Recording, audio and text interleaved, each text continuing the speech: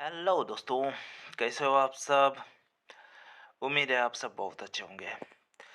तो आज मैं फिर आप सबके लिए कुछ न्यू वैकेंसीज़ को लेकर आ गया हूँ, ठीक है? और ये जो आपकी वैकेंसीज़ निकली हुई है, 2 डिस्ट्रिक्ट्स में निकली हुई है, ठीक है? और उसमें एक जो है आपकी कस्तूरबा गांधी आवासीय विद्यालय में टीचर और जो नॉन नॉन टीचिंग स्टाफ है उसकी वैकेंसी निकली हुई है।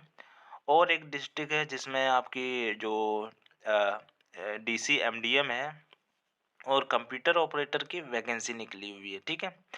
तो उन सभी के बारे में डिटेल से बात करेंगे। बात करने से पहले अगर आप मेरे चैनल पर पहली बार आए हैं तो मेरे चैनल को सब्सक्राइब कर दें, साथ ही साथ बेल आइकन को भी प्रेस कर दें। और अगर मेरे व्हाट्सएप चैनल और टेलीग्राम चैनल को फॉलो नहीं किए हैं तो उसको भी ज़रूर कर लें, क्योंकि उसमें भी मैं रेगुलर जो है अपडेट डालता रहता हूँ, ठीक है? तो चलिए देखते हैं। जैसा कि आप यहाँ देख सकते हैं, यहाँ पर जो आपकी वैकेंसीज़ है वो कस्तूरबा गांधी आवासीय विद्यालय की है, हाई स्कूल लेवल पर यानी पीजीटी लेवल पर। तो इसमें आप जैसा देख सकते हैं प्रधानाचार्य की एक पोस्ट है, ठीक है? 30,000 रुपये आपको सैलरी दी जाएगी। और इसके अलावा पीजीटी हिंदी की एक पोस्ट है, 22,000 रुपये आपको सैलरी दी जाएगी। पीजीटी अंग्रेजी, पीजीटी गणित और पीजीटी जीव विज्ञान और पीजीटी रसायन विज्ञान और पीजीटी भौतिकी की एक-एक पोस्ट है, ठीक है?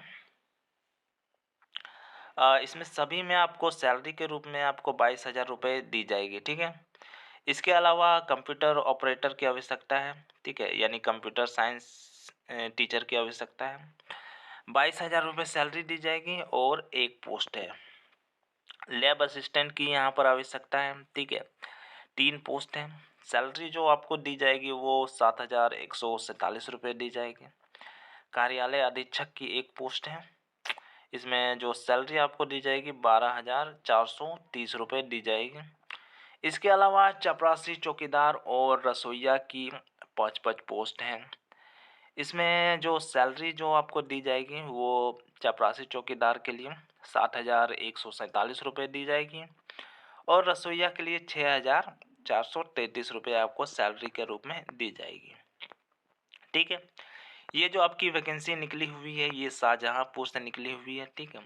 हाई स्कूल जो कस्तूरबा गांधी आवासीय विद्यालय है वहाँ से आपकी निकाली गई है, शाहजहाँपुर से।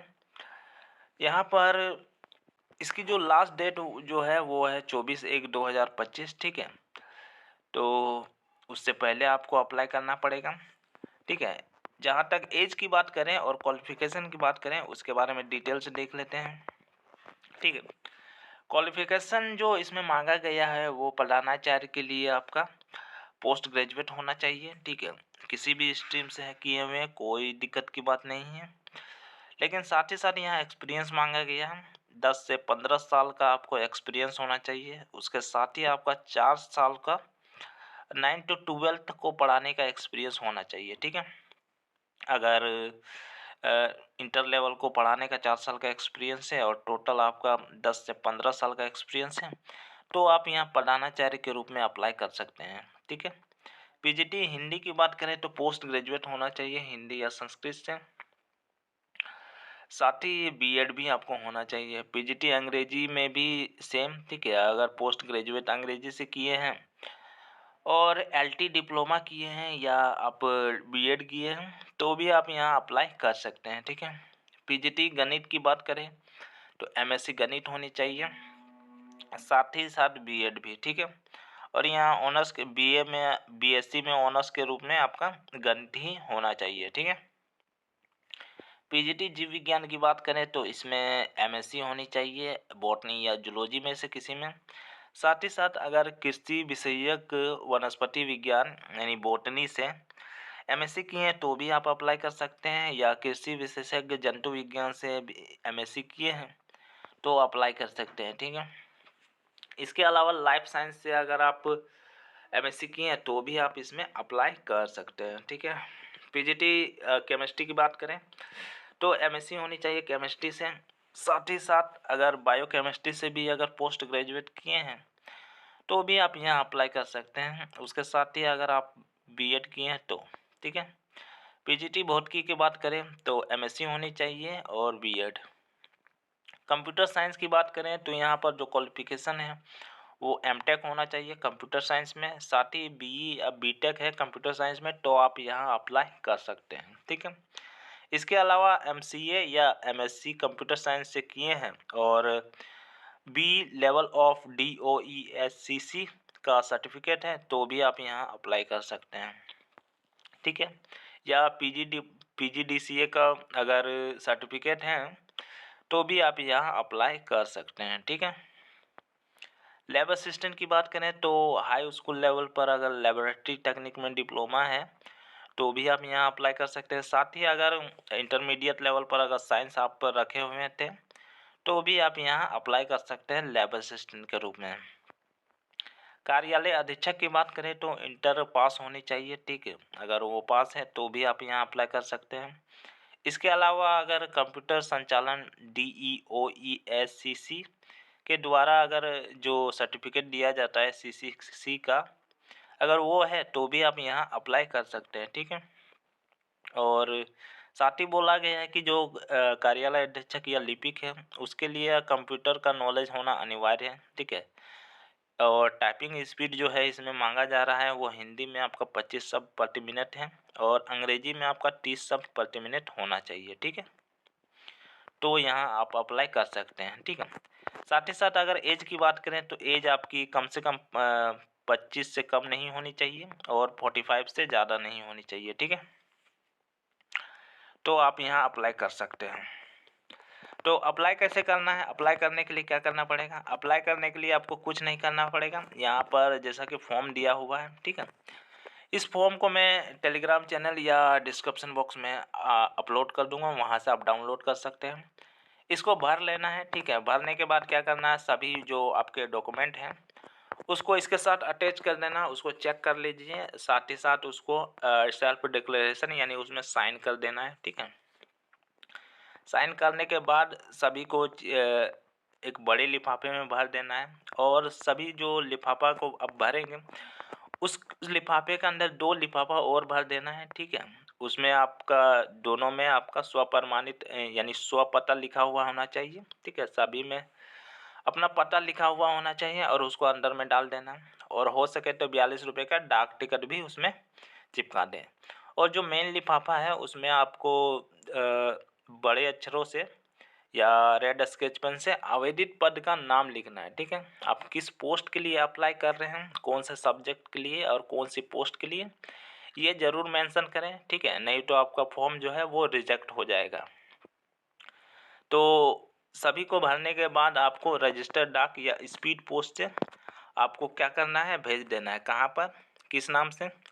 कार्यालय जिला बेसिक शिक्षा अधिकारी, खिरनी बाग, शाहजहाँपुर, पिन कोड 242001, ठीक है, 242001, ठीक है।